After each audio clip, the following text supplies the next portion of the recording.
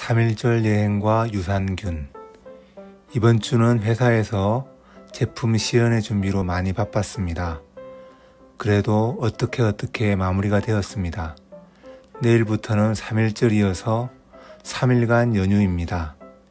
이번 연휴에 형제들이 모여 부모님이 계신 산소도 가보고 함양 상림, 남계 서원, 그리고 형제들이 태어난 덕암 등을 여행하기로 하였습니다. 요즘 집에 오면 배가 고파서 야식을 먹게 됩니다. 집에 와서 냉장고를 열어보니 마땅히 먹을 게 없습니다. 옆을 보니 유산균 통이 보였습니다. 가루 타입이었는데 배가 고파서 10포 이상을 가위로 포장지를 잘라서 먹었습니다. 내일은 누님들과 안양에서 모여 수원터미널로 가서 버스로 함양에 가기로 하였습니다. 아침 일찍 일어나야 하므로 핸드폰 알람을 맞춰놓고 잠을 청했습니다. 아침에 눈을 떴더니 웬걸 아침 7시 반입니다. 완전 늦었습니다. 안양까지 지하철과 버스를 타면 늦을 것 같아 카카오 택시를 부르기로 했습니다. 택시가 있는 곳으로 캐리어를 끌고 내리막길을 내려갑니다. 속이 부글부글 끓어서 방귀가 나옵니다. 속에서 뭔가 뜨끈뜨끈한 것도 나왔습니다. 이 일을 어떻게 합니까? 아무래도 유산균을 너무 많이 먹어 설사가 난 것 같습니다. 다시 캐리어를 끌고 오르막길을 올라 집으로 돌아갑니다. 집에서 큰일도 보고 샤워를 합니다. 막내 누님께서 전화가 왔습니다. 자초지종을 설명드리고 다시 옷을 갈아입고 이번에는 택시를 불러 수원시의 버스터미널로 갑니다. 다행히 오전 9시 전에 누님들을 만났습니다. 또 팬티를 지릴 수 있으므로 이번에는 막내 누님이 패드를 주셔서 화장실에서 팬티에 패드를 붙이고 안심하고 함양으로 출발하였습니다. 이제는 밥을 혼자 해먹는 자립에 대해서 더 이상 미룰 수 없음을 깨닫습니다. 요리에 자신이 없었는데 그래서 이 사단이 났습니다. 주말에 한식을 해먹을 수 있는 학원을 다녀야겠습니다.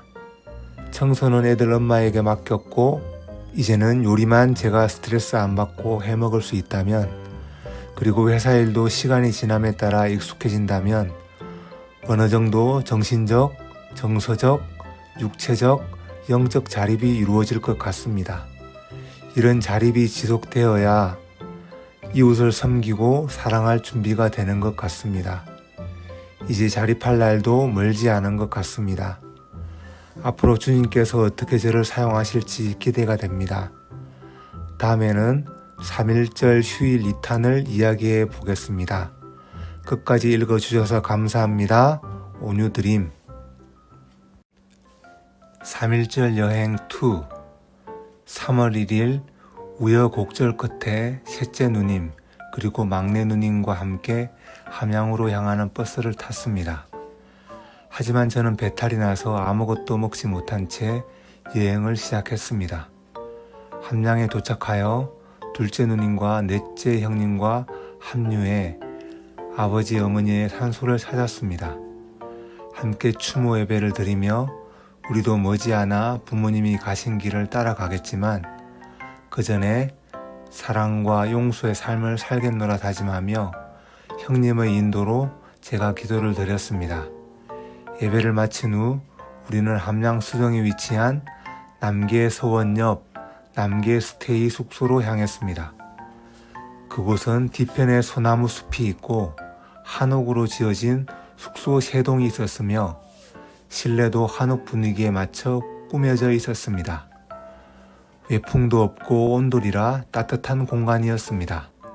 둘째 누님의 주도로 대구탕을 끓이고 쌈을 씻고 부산에서 사온 모둠회를 꺼내고 삼겹살을 구워 풍성한 만찬을 차려 함께 먹었습니다. 다행히 제 배탈도 나았고 감사한 마음으로 저녁을 먹었습니다. 형제들이 모여 지나온 추억을 이야기하는 시간은 참 즐거웠습니다. 각자의 기억의 조각들이 모여 하나의 완전한 이야기가 되었고 제 유산균 사건도 웃음이 넘치는 에피소드가 되었습니다. 어린 시절 힘들었던 일들도 지금은 웃으며 나눌 수 있는 추억이 되었습니다. 그렇다면 지금 겪는 어려움들도 언젠가는 소중한 추억이 될 것이라 확신합니다. 형제들의 기억 조각이 모여 우리 가족의 온전한 역사가 되었습니다.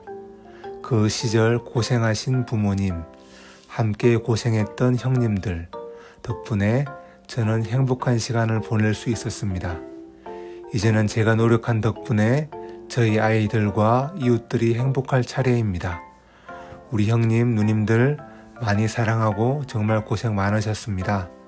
끝까지 읽어주셔서 감사합니다. 온유드림. 봄꽃. 눈에 관한 에피소드를 한참 글로 올렸는데 벌써 겨울이 지나 봄이 오고 있는 소식이 들립니다. 3월 2일 현재 경상남도 함양의 날씨가 영상 17도까지 올라갔습니다. 어제 함양 남계서원을 다녀왔는데 오늘은 부모님이 젊었을 때 사셨던 고향인 개평 한옥마을에 왔습니다. 이곳은 조선시대 오현중 한군인 일두 정여찬 선생의 일두 고택이 있는 곳으로 드라마 촬영지로도 유명한 곳입니다. 참고로 토지 미스터 선샤인에도 나왔던 장소입니다. 한옥마을을 거닐던 중 너무도 작은 꽃이 눈에 띕니다. 이름을 알 수 없는 꽃이지만 봄이 왔음을 알려주는 꽃입니다. 이 꽃의 이름을 아시는 분께서는 알려주시면 고맙겠습니다. 이 꽃을 보면서 아차 하는 생각이 듭니다. 그동안 일하느라 정신이 없었는데 드디어 봄이 오고 있는 신호인 것입니다. 이 조그만 꽃이 피었다면 이제 개나리, 벚꽃 등이 만발할 날이 멀지 않았다는 뜻입니다.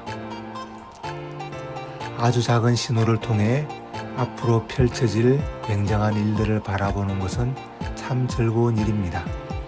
그래서 작은 것이 소중하고 아름답습니다.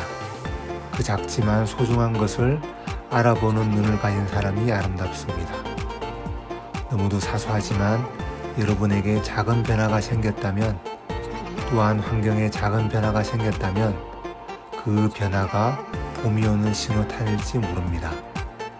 여러분의 작은 일상에도 겨울이 지나 봄이 오는 작은 변화가 있기를 바랍니다. 끝까지 들어주셔서 감사합니다. 온유드림. 봄비. 3.1절 형제들의 여행을 마치고 3월 2일 오후 3시 50분 버스를 타고 동서울 터미널을 향했습니다.